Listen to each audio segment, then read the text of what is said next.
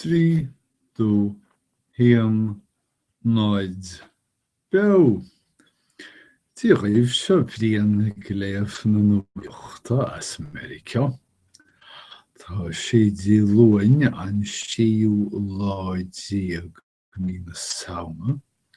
Chá bhíle sa 15 agus cé go bhfuil scéalta níos mó bhéalamh an deireadh seachtain seo. Ní dhíreoidh mé isteach ar na scéalta sin inniamh. Ach scéal faoi na poblachtánach. Sin páirtí na bPoblachtánach. Ach idir an dálaí níl mé géirí go gceap faoi go ndearna mé dearmad an sléocht uafásach I bhforas de hína seo chaite inar marú bhreisig maríú bhreisig as céad sa tríocha in ionsaithe gunaí agus buamaí staideanaí, caféanaí agus hála ceol chuideann. Agus tá smaointe chuí le páras agus leis na híobartaí. I bhíre dó béidir gur cheart dom a bheith tuairisciú dhíspóideacht na néonlach de Saharn ach an náidíide níor labhair siad ach faoi rudháin agus bíonn scéimhleabhaireacht agus na hionsaithe I bhforas.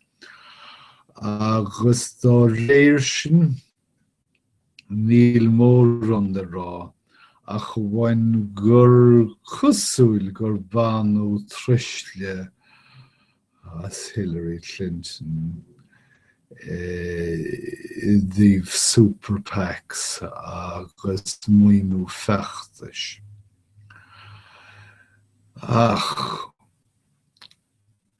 Croí agus Fealsúnacht páirtí na bPoblachtánach. Feann na míonaí tá páirtí na bPoblachtánach aibrithe díobh fearg buntú súil sa páirtí díobh staid na tíre agus dóchas neamhmhíneithe go fóill cibé go nocht faoi iarthóir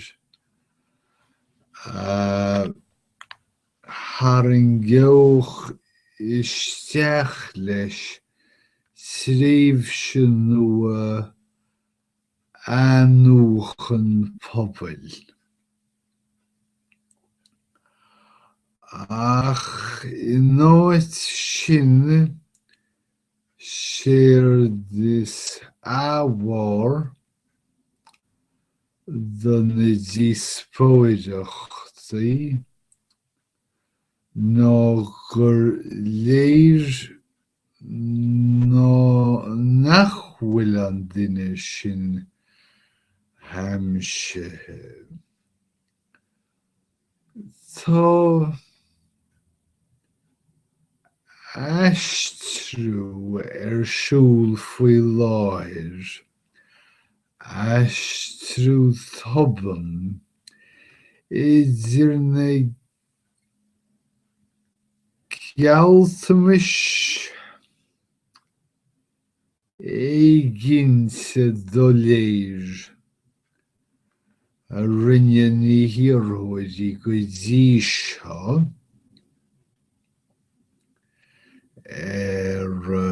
faoi mheiriceá a láidreú mar is Donald Trump agus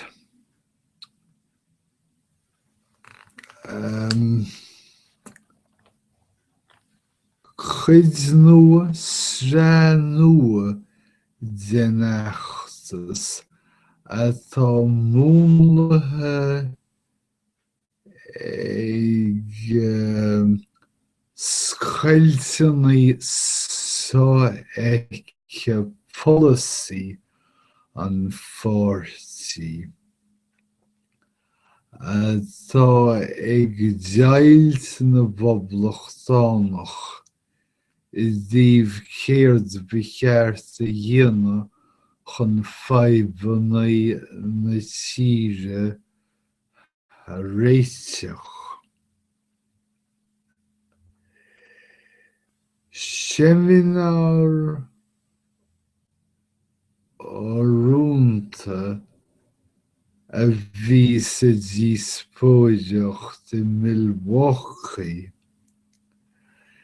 ag clúdú ceisteanna mar inimirce, rialú bancanna, cháin, slándáil náisiúnta, ach níor thaispeáin sé ach go bhfuil an díospóideacht é féin ní cheart díospóideacht a thabhairt ach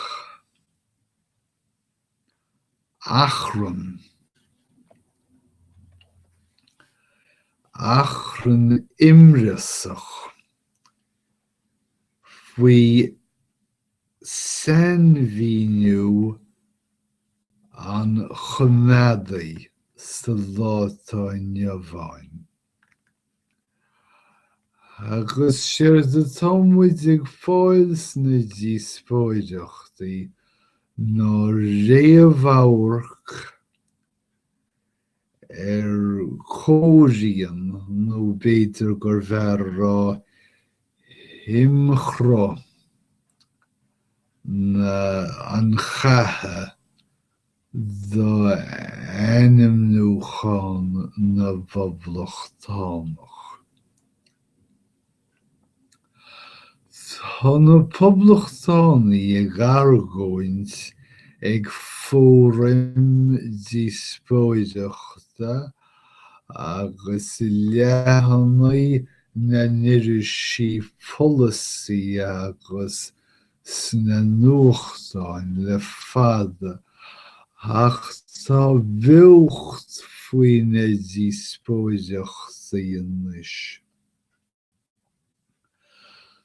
Tá na dóchasí poblachtánach ag sfear faoi cheisteannaí chun spóideacha agus saibhread mar polasithe chánach.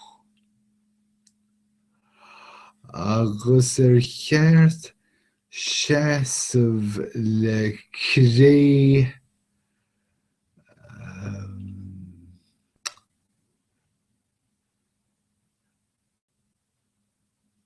taobh an soláthir más ceadmhacht dom supply side a aistriú mar sin níl is agam an ceadmhach.